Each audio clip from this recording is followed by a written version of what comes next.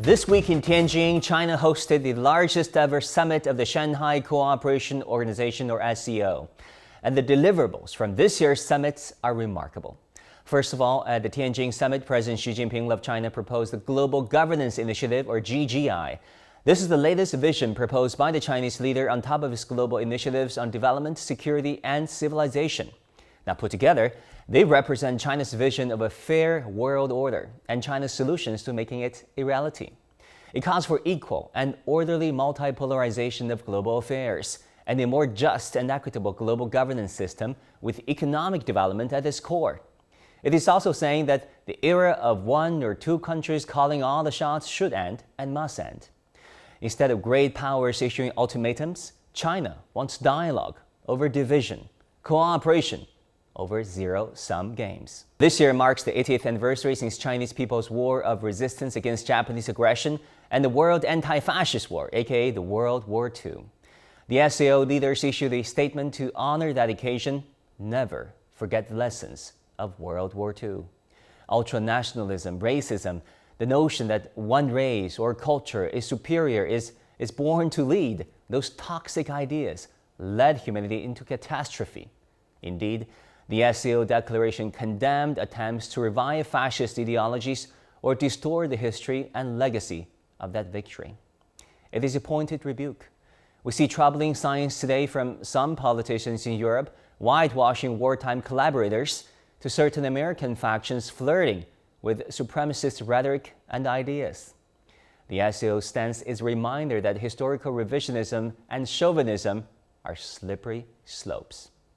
I discussed this with Mr. Antonio Guterres, the Secretary General of the United Nations, who attended this year's SCO in Tianjin. And obviously, if you are an historian, a European historian, you tend to look into the World War II as centered in the European scenario. And so there is this idea that the World War started in 1939 and then in 1945. But the truth is that the beginning of the Second World War was triggered by Japan against China, the famous incident that is well known. Now, my second point, through the Tianjin Declaration, the SCO leaders reaffirmed commitment to the post-World War II international system with the United Nations at its core. Yes, the system has flaws, but imagine a world without those institutions. And another key consensus at this year's SCO is to foster a development-first multilateralism. The summit approved an SCO Development Strategy 2026 through 2035, a 10-year roadmap for cooperation, and launched a new initiative to boost connectivity. The group is also building its own financial architecture. By financing themselves, these countries reduce reliance on Western-dominated financial systems and, by extension, on the US dollar's dominance. Now, one more bureaucratic yet important change: the SCO streamlined its expansion process. They merged the old observer and dialogue partner roles into a single SCO partner status, making it easier for new countries to engage. Taken together, all these points paint a picture of the SCO as an emerging alternative paradigm in international relations. Unlike NATO or other Western-led alliances, the SCO does not demand its members or partners conform to a single ideology or swear allegiance to a hegemon.